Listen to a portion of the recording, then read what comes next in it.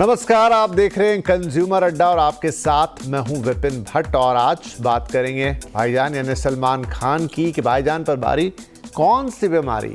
शायद आप में से कई लोगों ने हाल ही में कॉमेडियन कपिल शर्मा के शो पर इन्हें बोलते हुए सुना होगा कि ये 3 बड़ी बीमारियों से जूझ रहे हैं और ये तीनों बीमारियां मस्तिष्क यानी दिमाग से जुड़ी हुई हैं, न्यूरोलॉजिकल प्रॉब्लम हैं। और उन्होंने कहा कि इन बीमारियों के बावजूद भी वो किस तरीके से अपनी लाइफ को मैनेज कर रहे हैं। सवाल तो उनसे पूछा गया था उनकी शादी पर और वो बात पहले तो हंसी मजाक में शुरू हुई लेकिन बाद में धीरे धीरे गंभीर हो गई जब उन्होंने बताया कि कितनी तकलीफ से वो अपनी डेली लाइफ को, अपनी दिनचर्या को बिता रहे हैं इन 3 बड़ी न्यूरोलॉजिकल प्रॉब्लम्स के साथ, बीमारियों के साथ। जो नाम उन्होंने बताए शायद हम में से कईयों ने पहले नहीं सुने होंगे, शायद हमें उनके बारे में नहीं भी पता है, लेकिन अब सलमान की इन बीमारियों पर काफ़ी ज़्यादा चर्चा हो रही है कि आखिर ये कौन से न्यूरोलॉजिकल प्रॉब्लम्स हैं जिनसे वो 2-4 हो रहे हैं और ये आप में, हम में, किसी और में भी होते हैं क्या। चलिए, वो तो बड़े स्टार हैं, मैनेज कर सकते हैं, लेकिन अगर वो भी इतनी तकलीफ से गुजर रहे हैं तो एक आम आदमी के लिए इसका क्या मतलब है। और फिर ये बीमारियाँ क्यों हो रही हैं, किस लिए हो रही हैं, कितनी कॉमन हैं, ये सारे सवाल इन दिनों काफ़ी ज़्यादा चर्चा में हैं। तो आज हमने भी सोचा कि क्यों ना इनके बारे में बात की जाए, आपको इनके बारे में विस्तार से बताया जाए और समझा जाए कि ये बीमारियां क्या हैं और किस तरह का इम्पैक्ट होता है, होती क्यों हैं आखिर, और कौन इसके खतरे में आ सकता है। चलिए, मैं एक आइडिया आपको दे देता हूं, फिर बातचीत शुरू करेंगे। तो खास डॉक्टर्स आज हमारे पैनल पे होंगे, लेकिन एग्जैक्टली सलमान खान ने वहां पर क्या कहा और किन बीमारियों के उन्होंने नाम लिए हैं उससे हम शुरुआत करते हैं। तो सलमान खान का ये, जैसा मैंने कहा कि चौंकाने वाला खुलासा ही रहा जब उन्होंने इन बीमारियों के बारे में बताया। 3 गंभीर बीमारियों से वो जूझ रहे हैं और ये तीनों की तीनों बीमारियां मस्तिष्क से जुड़ी हुई है, यानी न्यूरोलॉजिकल प्रॉब्लम है। न्यूरोलॉजी की 3 अलग अलग वैस्कुलर कंडीशंस हैं ये, जिससे सलमान इस वक्त 2-4 बीमारी के बावजूद वो काम कर रहे हैं, जैसा उन्होंने कहा और एक्सप्लेन किया उस चीज़ को कि कितनी तकलीफ़ होती है अगर वो जैसा मैंने कहा, सवाल था शादी पर, बोले कि अब मैं क्या इनसे जूझूं या फिर मैं शादी करूं या कुछ और बात करूं। तो मैंने कहा हंसी मजाक से शुरू हुई बात थोड़ी गंभीर हुई। अब देखिए ये क्या बीमारियां हैं, तो 3 अलग अलग बीमारियां हैं। सेरेब्रल या ब्रेन एन्यूरिज्म, नाम से ही आपको लगेगा कि थोड़ा टिपिकल है प्रोनाउंस करने में और पहले शायद सुना भी नहीं है। आर्टेरियोवेनस मालफॉर्मेशन यानी AVM, और तीसरी है ट्राइजेमिनल न्यूरोलजिया। इनको एक बार में शायद आप ठीक से बोल भी ना पाएं क्योंकि ये सभी बड़े टिपिकल टर्म है न्यूरोलॉजी के, लेकिन ये बीमारियां हैं या कंडीशंस हैं जिससे सलमान खान इस वक्त 2-4 हो रहे हैं। तो क्या हैं ये बीमारियां, आखिर क्यों सलमान इनका शिकार हो गए। इलाज तो वो करा रहे हैं, एक के लिए तो उन्होंने कहा कि 2007 से उन्हें है, लेकिन अभी भी लगातार वो इससे जूझ रहे हैं। तो आज समझते हैं कि क्या इस तरह की बीमारियों के कारण है और क्यों सलमान खान भी लगातार उनसे परेशान हो रहे हैं। बेहतरीन से बेहतरीन इलाज डेफिनेटली उन्होंने कराया होगा, उन्होंने एक सर्जरी का भी जिक्र किया, लेकिन फिर भी अगर आज उनके जीवन में इनसे तकलीफ़ें हैं तो आप और हम भी जान लेते हैं कि यह है क्या। आज हमारे साथ कार्यक्रम में शामिल हो रहे हैं मेदांता हॉस्पिटल के सीनियर डायरेक्टर और इंस्टीट्यूट ऑफ न्यूरोसाइंस के हेड डॉक्टर गौरव गोयल और Sir HN Reliance Foundation hospital के director neuro interventional surgery doctor Vipul Gupta. आप दोनों का बहुत बहुत स्वागत है। तो डॉक्टर गोयल, मैं आपसे ही शुरुआत करता हूं कि सलमान की जो तीनों बीमारियां जिनका हमें नाम लेने में भी थोड़ी दिक्कत हो रही है, इतना आसान नहीं है उन्हें प्रोनाउंस करना, ये कितनी रेयर हैं या कॉमन है? तो आपने बिल्कुल ठीक कहा, जैसे आप अटक रहे हैं इनका नाम लेने में, ज्यादातर पेशेंट्स को यही दिक्कत आती है। तो इनमें जो तीनों बीमारियां हैं सलमान खान की, वो तीनों अलग अलग भी हो सकती हैं। और इनके केस में क्योंकि वो नर्व के ऊपर प्रेशर डाल रहा है उनका एन्यूरिज्म और AVM, तो उनको तीनों चीजें एक साथ भी हो रही हैं। तीनों बीमारियों में AVM सबसे कम कॉमन होता है। जो एन्यूरिज्म का फॉर्मेशन है वो बहुत कॉमन है। हम प्रैक्टिकली बोलते हैं कि हर 100 में से एक आदमी को एन्यूरिज्म की बीमारी हो सकती है। ट्राइजेमिनल न्यूरैल्जिया के अपने अलग बहुत सारे कारण होते हैं। ट्राइजेमिनल न्यूरैल्जिया का जनरल मतलब यही है कि एक जो नर्व है जिसको हम ट्राइजेमिनल नर्व कहते हैं, उसके उसका इरिटेशन है, उसकी स्वेलिंग है या उस पे कंप्रेशन है, जिसके कारण से ये आ रहा है। तो AVM सबसे कम कॉमन है और ट्राइजेमिनल न्यूरैल्जिया उससे थोड़ा ज्यादा, और सबसे ज्यादा कॉमन हम देखते हैं जो ब्रेन एन्यूरिज्म होता है वो बहुत ज्यादा कॉमनली मिलता है पेशेंट्स के अंदर। जी, तो चलिए एक एक करके हम समझते हैं कि ये क्या है। आपने कहा कि सबसे कम कॉमन है जो वो है एवीएम या एन्यूरिज्म। चलिए उससे शुरू करते हैं। तो डॉक्टर गुप्ता, एन्यूरिज्म में क्या होता है, क्या एक इंसान के साथ उसमें होने लगता है, घटने लगता है? देखिए, एन्युरिज्म की जो बीमारी है उसमें ब्रेन की खून की नली वीक हो जाती है, स्वेलिंग आ जाती है, उसमें गुब्बारा बन जाता है। इस तरह की नली जब कमजोर होकर उसमें गुब्बारा बन जाए, उस बीमारी को हम एन्युरिज्म कहते हैं। अब आप समझ सकते हैं, अगर एक नली कमजोर होकर सूज गई है और अगर वो सूजन बढ़ती रहे, कमजोर हो जाए, तो वो फट के ब्रेन में ब्लीडिंग कर सकती है। तो एन्युरिज्म बीमारी कई बारी तो साइलेंट होती है ज्यादातर मरीजों में, पर सबसे बड़ा डेंजर यही होता है कि वो एन्युरिज्म कमजोर होकर ब्रेन में बर्स्ट करके ब्लीडिंग कर सकती है। कुछ एन्युरिज्म्स में जब साइज काफी बढ़ जाता है बिना फटे, तो ब्रेन में सिर्फ दबाव प्रोड्यूस करके हेडेक होना, कोई नर्व की दिक्कत होना और उसकी प्रॉब्लम भी प्रेजेंट कर सकती है। पर बहुत मरीजों में ये साइलेंट है, दैट मीन्स एन्युरिज्म है उनको और हमें पता नहीं है। जैसे डॉक्टर गौरव ने कहा, ये काफी कॉमन है, 1% है, कई लोग कहते हैं 2 से 3% पॉपुलेशन में भी हो सकती है। तो बहुत पेशेंट्स में हमारे को ब्रेन का सीटी या एमआरआई किसी और कारण से हुआ, हेडेक हुआ, कोई दौरा हुआ और एमआरआई करा गया और देखा गया कि एन्युरिज्म बाय चांस एक गुब्बारा पड़ा हुआ है ब्रेन की नली में और बाय चांस भी ये मिला जाता है। पर सबसे डेंजरस जो होता है इसका ब्रेन का जो हेमरेज होता है, जिसको हम कहते हैं सब अरेकनॉइड हेमरेज, वो बहुत खतरनाक इसका रूप होता है जब वो बर्स्ट करके ब्रेन में ब्लीडिंग कर दे। तो डॉक्टर साहब, जो ब्रेन हेमरेज हम कई बार कहते हैं किसी को हो गया, उसके पीछे कारण यही रहता है, एन्यूरिज्म? जी हाँ, ब्रेन हेमरेज का एक कारण तो होता है हाइपरटेंशन। हाइपरटेंशन में ब्रेन के टिश्यू में ब्लीडिंग होती है। एक ब्रेन की छोटी नलियां जो एंड में जाकर गए हैं वो कमजोर होकर सूज के ब्लड प्रेशर के मारे बर्स्ट करी। पर जो एन्युरिज्म की बीमारी भी ब्रेन हेमरेज का एक बहुत बड़ा कारण है। ये यंगर एज ग्रुप में होता है as compared to hypertensive bleeding, जो हम लोग ब्लड प्रेशर की ब्लीडिंग कहते हैं। यंगर एज ग्रुप में होता है 40 to 60, वुमेन में ज्यादा कॉमन होता है। और ये बहुत खतरनाक होता है क्योंकि ब्रेन की नली, मेजर नली ब्लीड करी तो आधे लोगों में इनिशियल ब्लीडिंग में ही मेजर डैमेज होना या डेथ होने का रिस्क हो जाता है। एंड ये कारण को डिटेक्ट करना और इसको जल्दी से, अगर ये ब्रेन एन्युरिज्म में हमारी ब्लीडिंग हुई है तो उसको इमरजेंसी के अंदर ही हम लोग लीकेज स्पॉट को, गुब्बारे को इंटरवेंशनल तरीकों से ट्रीट भी करना जरूरी हो जाता है एज सुन एज पॉसिबल। जी जी।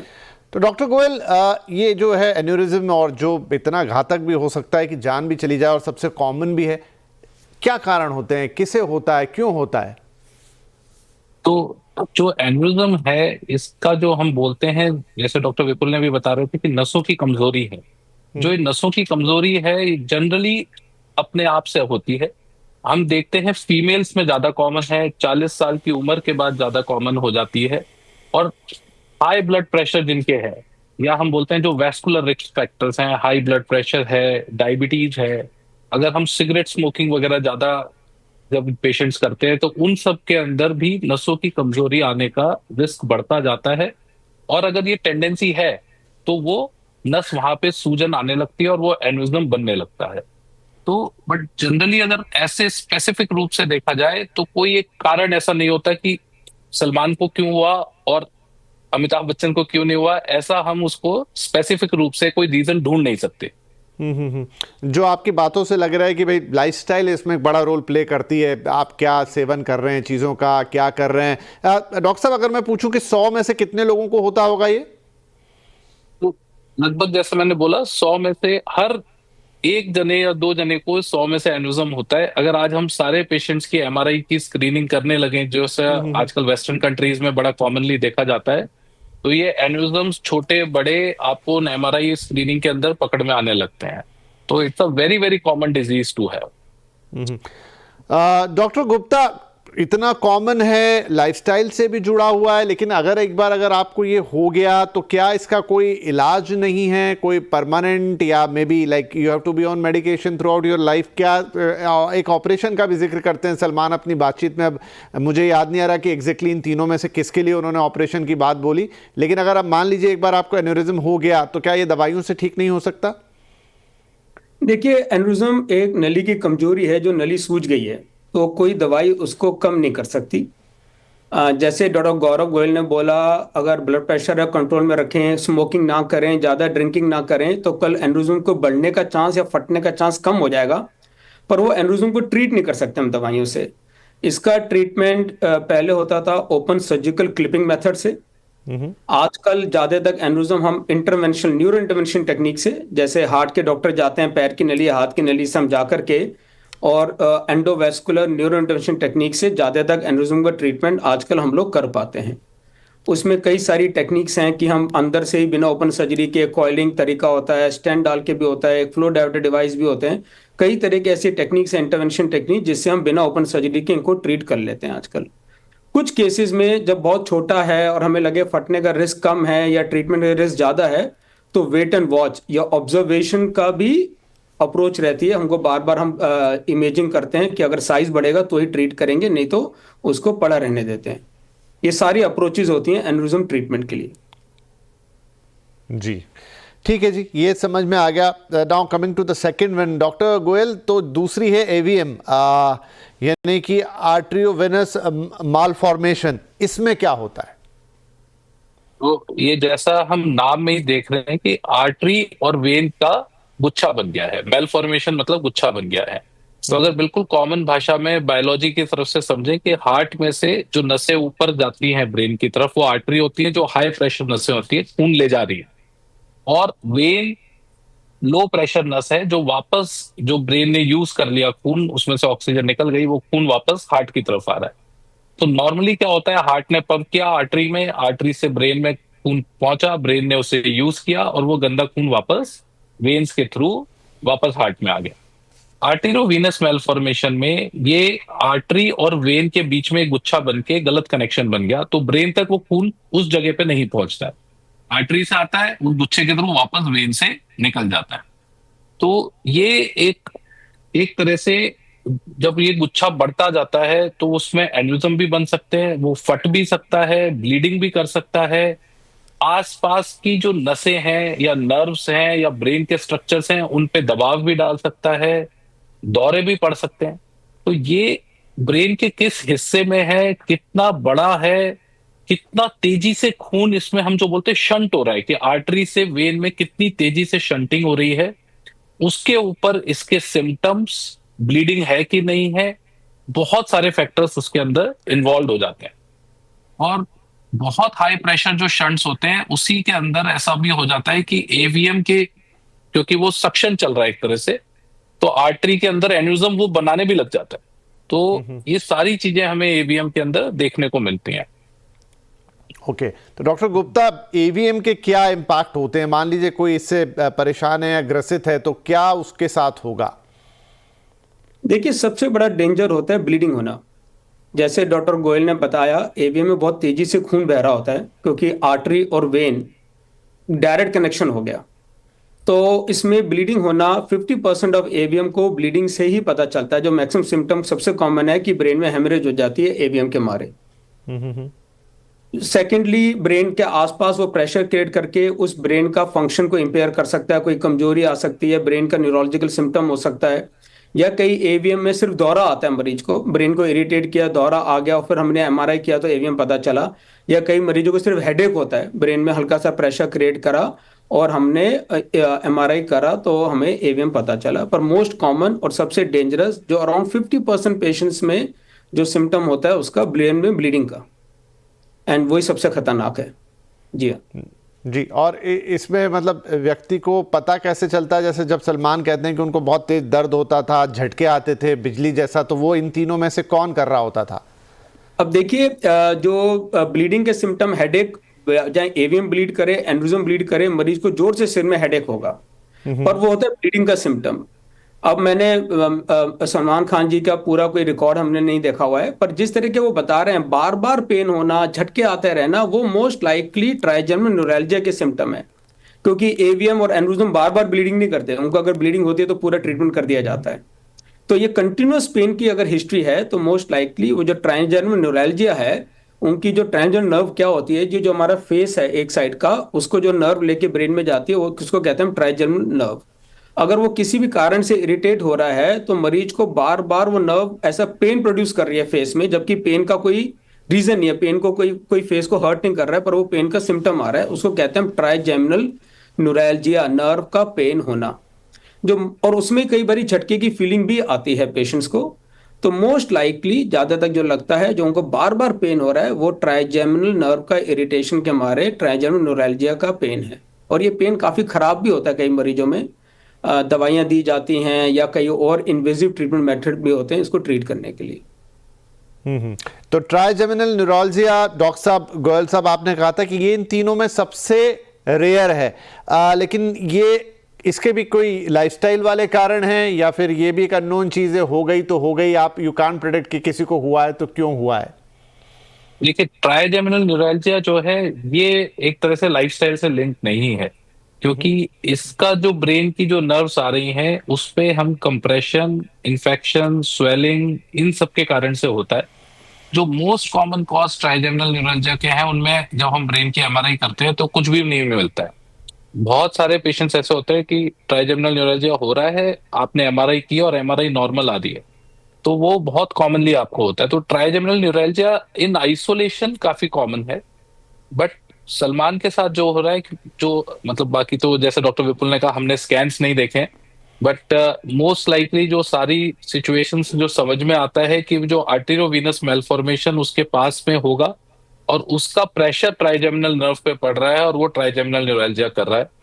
और ऐसे जितने भी पेशेंट्स आते हैं जो हेडेक्स के साथ, क्रॉनिक हेडेक्स के साथ आ रहे हैं या क्रॉनिक नर्व पेन्स के साथ आ रहे हैं, या कई बार होता है कि विजन प्रॉब्लम्स आने लगती है अगर ये आंख के आसपास होते हैं, तो जब हम लोग उनकी एमआरआई करते हैं तो ये सारी बीमारियां तब उसमें पकड़ में आती हैं।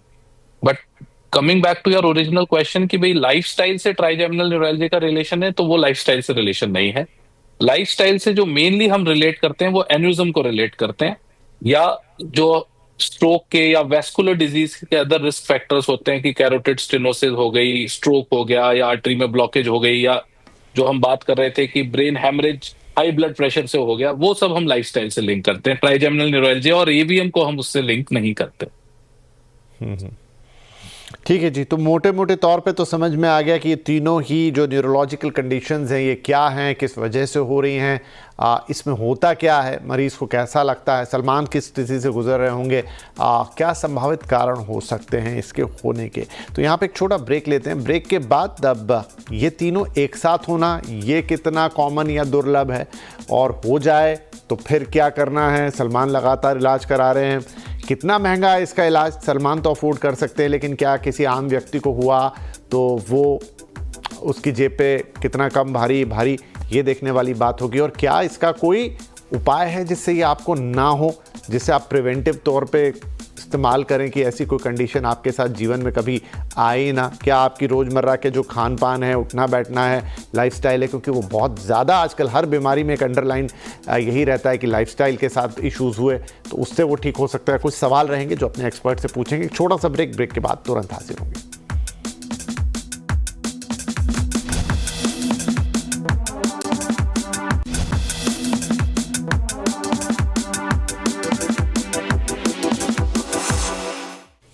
भाईजान पर भारी कौन सी बीमारी, 3 न्यूरोलॉजिकल कंडीशन जिससे सलमान खान पिछले कई सालों से जूझ रहे हैं। एक शो के दौरान उन्होंने खुलासा किया और अब इस पे काफ़ी बातचीत हो रही है। आपके और हमारे भी जानने की बात है, क्योंकि ये किसी के भी साथ हो सकता है। कम से कम इन तीनों में से 1-2 तो काफ़ी कॉमन है, राइट। तो ब्रेक से पहले हमने काफ़ी सारा समझा इन तीनों ही कंडीशंस को और क्या कारण है इनके पीछे। हमारे दोनों डॉक्टर्स हमारे साथ हैं। डॉक्टर गुप्ता, ये कितना कॉमन है कि किसी एक व्यक्ति को ये तीनों डिसऑर्डर एक साथ हो जाए? देखिए, ये बहुत अनकॉमन है। मेरी मेमोरी में मेरे करीब 28 साल का न्यूरो इंटरवेंशन एक्सपीरियंस है। एक मरीज मैंने जरूर देखा था ऐसा, जिसको ब्रेन में एवीएम थी, और एवीएम में जैसे डॉक्टर गौरव ने बताया कई बार बहुत तेजी से खून बहता, नलियों में कमजोर होकर सूजन बन गई थी, वो एन्यूरिज्म भी थी, और एवीएम की एक सूजी हुई नली नर्व को इरिटेट करके ट्राइजेमिनल न्यूरैल्जिया कर रही थी। सो तीनों को एक साथ जरूर हो सकते हैं, but very uncommon and rare कहना चाहिए। जी हाँ। जी, तो डॉक्टर गोयल, मतलब किसी आम व्यक्ति को अब कुछ हो जाए तो बदकिस्मती की बात है, और क्योंकि सलमान साहब को है, बड़े स्टार हैं, हुआ, उन्होंने जिक्र किया तो चर्चा हो रही है आज इसकी, लेकिन ये तीनों एक साथ होना बहुत विलक्षण वाली बात है। मतलब ऐसा दुर्लभ है, होता नहीं है, लेकिन अगर हो जाए या इसमें से 1-2 भी हो जाए तो फिर इनका इलाज कैसे डायग्नोज होगा, कितना महंगा है, भारत में उपलब्ध है? उन्होंने कहा भी, हालांकि वो एक बाहर जाके करा लाए अलग बात है, लेकिन आई होप कि होता ही होगा, ऐसा भी नहीं है, लेकिन फिर भी इसके बारे में बताएं हमें। तो उनको पेन का सिम्टम हुआ है। जो हाँ जी, डॉक्टर गोयल से सवाल था। हाँ, तो इलाज संभव है। तो पहले तो जांच जो मैं और डॉक्टर गुप्ता इतनी देर से बात कर रहे हैं कि जनरली जो एमआरआई हमारी जो होती है, एमआरआई से ही हम इसका मेन डायग्नोसिस बनता है। और जब एक बार हमको एवीएम या एन्यूरिज्म दिख जाता है तो उसका फिर हम डिजिटल सबट्रैक्शन एंजियोग्राफी या डीएसए, जिसे नॉर्मल भाषा में हार्ट की जैसे एंजियोग्राफी होती है वैसे ब्रेन की एंजियोग्राफी करके उसकी डिटेल्ड एनालिसिस की जाती है कि उसमें कितनी शंटिंग हो रही है, कितने वीक स्पॉट्स हैं, और उसके बेसिस पे फिर हम लोग ट्रीटमेंट प्लान करते हैं। अगर पेशेंट को ब्रेन हेमरेज नहीं है, सिर्फ जैसे ट्राइजेमिनल न्यूरेंजिया है और एवीएम का साइज छोटा है, गहरे हिस्से में है, तो जो मोस्ट कॉमन थेरेपी आजकल चलती है इनमें साइबर नाइफ की थेरेपी से हम इलाज करना प्रेफरेबल होता है। ऑल्दो बहुत सारे पेशेंट स्पेसिफिक फैक्टर्स हैं कि एक पर्टिकुलर बता पाना बहुत मुश्किल है, बट एम्बुलाइजेशन दूसरा ऑप्शन है, ओपन सर्जरी भी ऑप्शन है, बट वो थोड़ा सा रिजर्व रखते हैं, जो इतने डीप एरियाज होते हैं उनमें पॉसिबल नहीं होता। तो मोटे तौर पे रेडियो सर्जरी और एम्बुलाइजेशन के ऑप्शंस हम करते हैं। इंडिया में ये सारी चीजें बहुत सालों से हो रही हैं, और जैसा डॉक्टर गुप्ता ने बोला वो 28 साल से कर रहे हैं, मैं भी 20-25 साल से कर रहा हूँ। तो बहुत कॉमनली इन बीमारियों का इलाज होता है। मोस्टली हर बड़े शहर में आपको अच्छे हॉस्पिटल्स में ऐसे स्पेशलिस्ट मिल जाएंगे जो इनका इलाज कर सकते हैं। खर्चा जो होता है वो बहुत सारी चीजों पे डिपेंडेंट है, बट अगर हम एक जनरल बात करें कि अगर एक पब्लिक हॉस्पिटल में इसका हम इलाज करने चलेंगे तो शायद 1 से 3 लाख के बीच का खर्चा है। प्राइवेट हॉस्पिटल में 2 से 4 लाख के बीच के अंदर ये ऐसी बीमारियों का साइबर नाइफ या एम्बुलाइजेशन से हम इलाज कर सकते हैं। तो थोड़ा एक्सपेंसिव है, बट भारत में भी इन सारी चीजों का इलाज संभव है। तो जी। अगर टाइमली जांच हो जाती है, सब कुछ हमें पता लग जाता है, तो ट्रीटमेंट ऑप्शंस अवेलेबल हैं। डॉक्टर गुप्ता, एट लास्ट क्या ये प्रिवेंटिव है? मतलब आप कुछ इसमें पहले से ध्यान रख सकते हैं? नहीं जी, सच बात तो ये है, बाय एंड लार्ज ये बीमारियां थोड़ा लक की बात है। आई नो हम लोग सोचते हैं कि कुछ हमने किया, कुछ प्रिवेंट कर सकते हैं। जैसे मैंने बताया, एन्यूरिज्म भी किसी में मिल सकती है, यंग लोगों में भी मिल जाती है जिनको कोई रिस्क फैक्टर नहीं है। बट यस, जिनको ब्लड प्रेशर अनकंट्रोल्ड है, स्मोकिंग ज़्यादा है, ड्रिंकिंग है, तो उनमें टेंडेंसी बढ़ जाती है, या एन्यूरिज्म है तो उसको बढ़ने की और फटने की टेंडेंसी बढ़ जाती है। पर जैसे ट्राइजेमिनल न्यूरेंजिया है कोई और एवीएम है, ये लक की बात है। ज़्यादातर केस में एन्यूरिज्म भी लक की बात होती है, बिना रिस्क फैक्टर्स की मिली जाती हैं। बट यस, हेल्दी लाइफस्टाइल रखने से, जैसे मैं बताया, हाइपरटेंशन, ब्लड प्रेशर और ये सब, अपना अल्कोहल को बिल्कुल कम रखना, इन सब चीज़ों से ओवरऑल हेल्थ तो बेटर है। और कोई एन्यूरिज्म है तो उसको बढ़ने का चांस या फटने का चांस कम हो जाएगा। पर मेरे कई पेशेंट पूछते हैं, पर एवीएम है, ट्राइजेमिनल न्यूरेंजिया, लक की बात है जी। ठीक है जी। चलिए, तो सलमान खान साहब का धन्यवाद कि उन्होंने ये बात की, तो आज हमने ये बात की और हम सब ने इसके बारे में जाना और समझा। हम उनके पूर्ण रूप से स्वस्थ होने की कामना करते हैं। और आप दोनों का भी, डॉक्टर गौरव, डॉक्टर विपुल, बहुत बहुत धन्यवाद कि आपने बहुत ही अच्छी तरीके से हमारे दर्शकों के लिए एक्सप्लेन किया ये क्या बीमारियां हैं, कितनी रेयर हैं, किस कारण से होती हैं, किन्हें हो सकती हैं, और साथ में अगर मान लीजिए कभी हो ही जाए तो किस तरीके से इनका इलाज संभव है और कितना खर्च इसमें आ सकता है। आप दोनों का बहुत बहुत धन्यवाद इस कार्यक्रम में शामिल होने के लिए। नमस्कार।